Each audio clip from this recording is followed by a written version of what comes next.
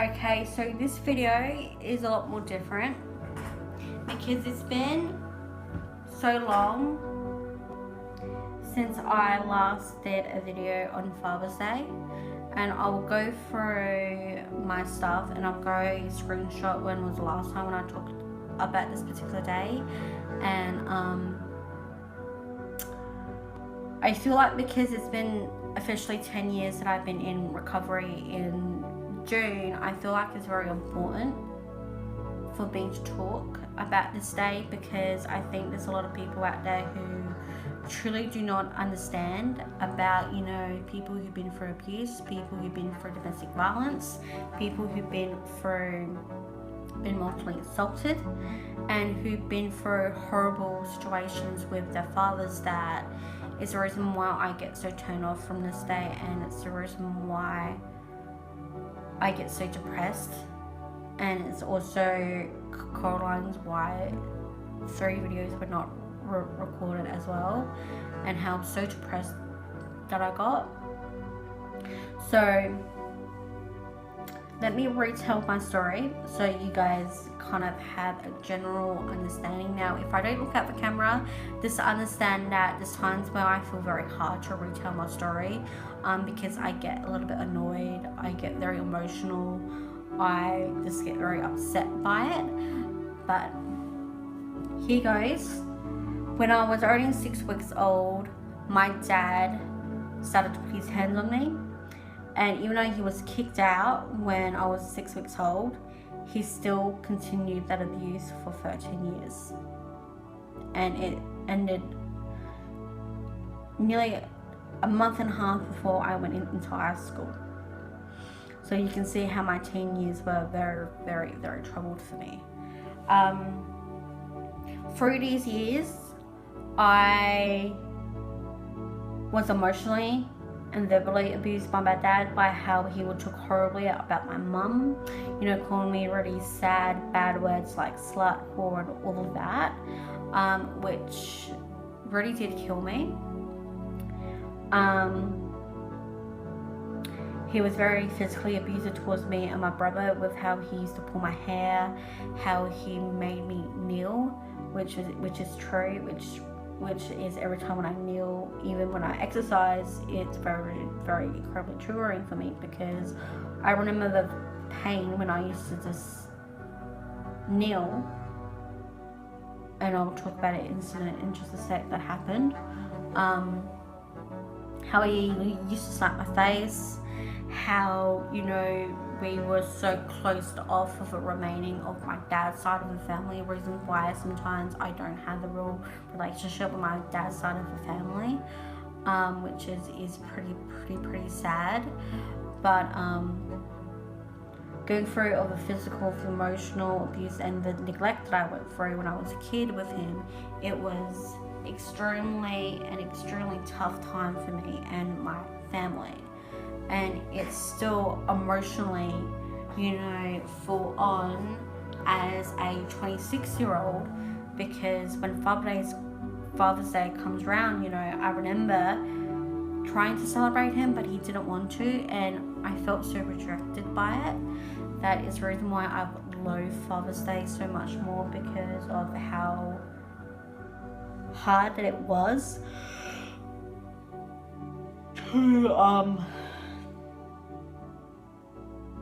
to go through with what I did. One of the incidents that I went through, and I remember some of it, I don't remember all of it, that he pushed me into the edge of a chair, which gave me a 50-cent bruise, which I will show you what a 50 cent looks like here in Australia. That was a size bruise on my private part. And I didn't notice until Mum said this, but it was the very next day we went, and I went for an examination that still leaves me speechless.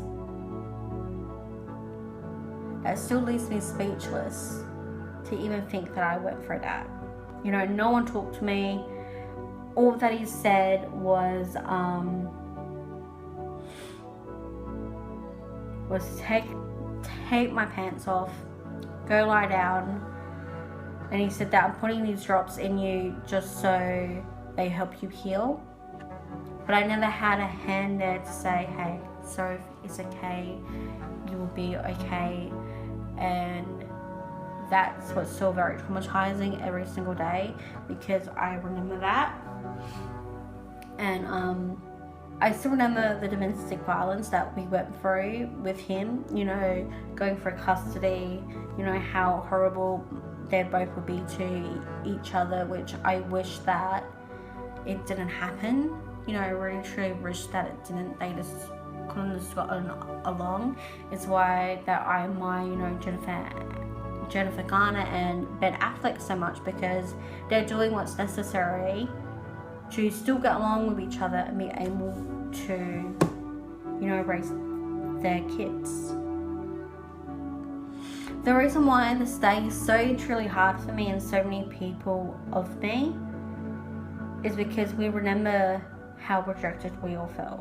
We all remembered all the physical and emotional pain, how we all felt when the day that we finally won a court case and we never had to go there again.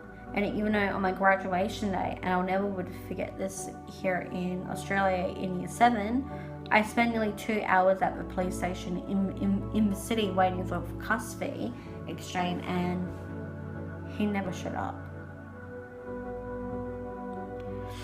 And even though I went to the blue light straight afterwards to celebrate my graduation that night, I still feel incredibly rejected. And as someone who's been in recovery for 10 years because of this trauma, I'm still going through after effects, like with my eating. As you all know on my channel, you know I've been going through this over the past couple of months. And you know how that is tied to my emotional pain, because when I was in high school, the first year of, you know, high school, for half of the year I didn't eat at all, which was the truth. I did not eat for the first half of the year. I also fainted. The last year has been emotional because I fainted again, and that was extremely weird to go through it again. But as someone who has worked on her mental health for 10 years, why can't I work on my eating like I have done with my mental health, you know? And that's what I'm trying to sort out now. But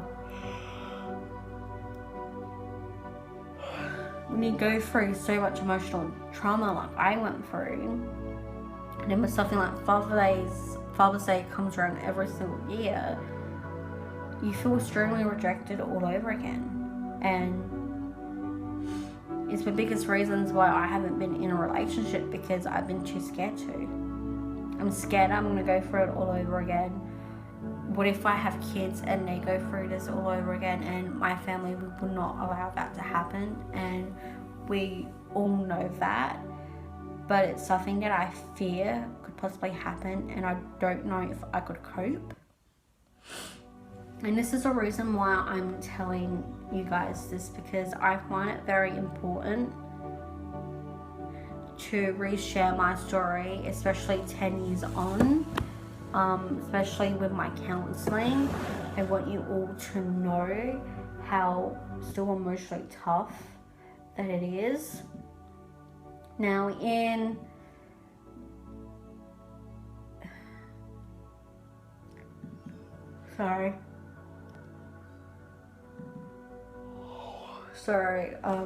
sleeping has not been great, because last couple of weeks ago, a week ago actually, I was emotionally depressed. I was also on my period, and with seeing emails that Father's Day's come up, it just sucks and I don't like it.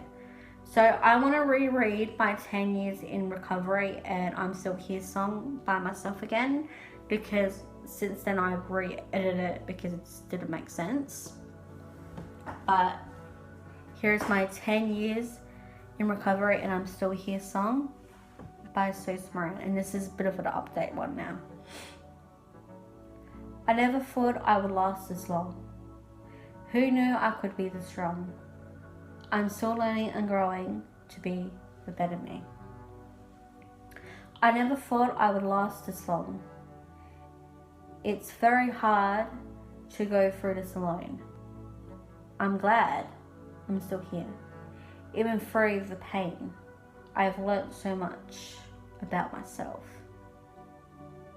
I'm still here after 13 years of my child abuse. I'm still here after years of being bullied in person and online.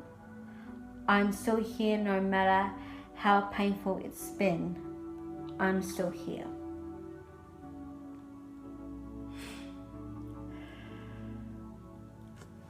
It's been 10 years since I started my recovery journey.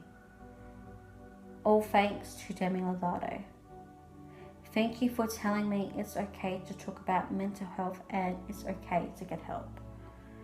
I have learned so much about fitness, nutrition, personal development, mindset and mindfulness throughout my therapy, but most of all, learning more about growing into the person I want to be. I'm still here. If it wasn't for Demi Lovato for being so open about their mental health journey, I would have taken my life back in 2012. Demi is my hero, the sister I've always wanted.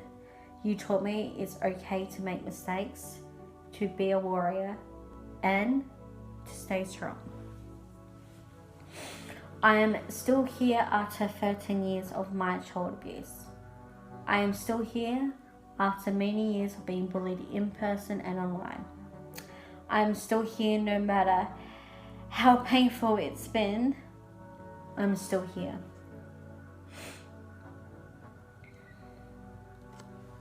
It's been 10 years since I started my recovery journey.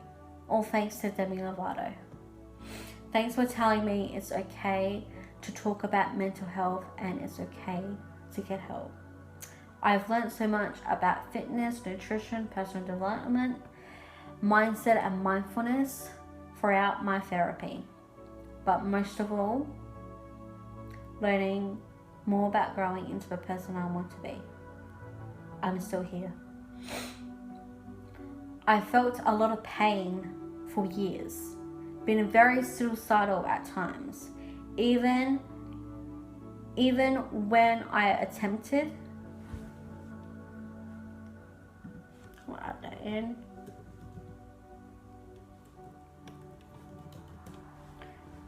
I'm glad I'm still here. I still sometimes feel suicidal, but now I feel my feelings, then act on them. I am proof you can overcome this. I'm still here after 13 years of my child abuse. I'm still here after many years of being bullied in person and online. I am still here no matter how painful it's been. I'm still here. It's been 10 years since I started my recovery journey. All thanks to Demi Lovato. Thank you for telling me it's okay to talk about mental health and it's okay to get help. I've learned so much about fitness, nutrition, personal development, mindset, mindfulness throughout my therapy. But most of all, learning more about growing into the person I want to be. I'm still here. I know I still have so much growing to do. Thank you to my family and friends who stopped by me through my worst days and my best days. Thank you to my coach Rebecca Louise, my BTS and my Team Fearless community for being amazing support and self-growth. I am still learning, growing, staying strong, just breathing in and out and trying to survive. Thank you, Demi Lovato. You are the main reason why I'm still here today, through your music, through your voice, and through your heart. I'm still here after 13 years of my child abuse. I am still here after many years of being bullied in person and online. I'm still here no matter how painful it's been. I'm still here. It's been 10 years since I started my recovery journey, all thanks to Demi Lovato. Thank you for telling me it's okay to talk about mental health and it's okay to get help. I've learned so much about fitness, nutrition, personal development, mindset and mindfulness throughout my therapy, but most of all, learning more about growing into the person I want to be. I'm still here. It's been 10 years since I started my recovery journey, all thanks to Demi Lovato. Thank you for telling me it's okay to talk about mental health and it's okay to get help. I've learned so much about fitness, nutrition, personal development, mindfulness, and mindset, which I know I invented that just then, throughout my therapy, but most of all, learning more about growing into the person I want to be. I'm still here. Thank you for the last 10 years of growth. Here's to 10 more years of self-growth. And I'll save that too. You can see how hard I have worked over the years due to everything that I've personally been through. So you can see why Father's Day is just so extremely hard for me. Not only for that, but also for my family. Please understand and to be very respectful to those who do not like Father's Day, who had a deadbeat dad, who were abused by their father, who went through so much as a child, and please show that person or people, show them please a lot of kindness and respect. I do want to thank all of the mothers out there who had to step up to be both parents, and it's the same thing to the fathers who also had to do that as well, to be both mum and dad, which I do truly appreciate. But on that note, thank you so much for joining me for this video. All my social links are all down below. All of my annotations will pop up on the original video I did on my mental health of Father's Day and my 13 years journey of my child abuse. Please be kind to one another. Remember, all of my music that was played in this video, of course, will be credited at the end of the video. Other than that, this was a very hard video to record, and I love you all.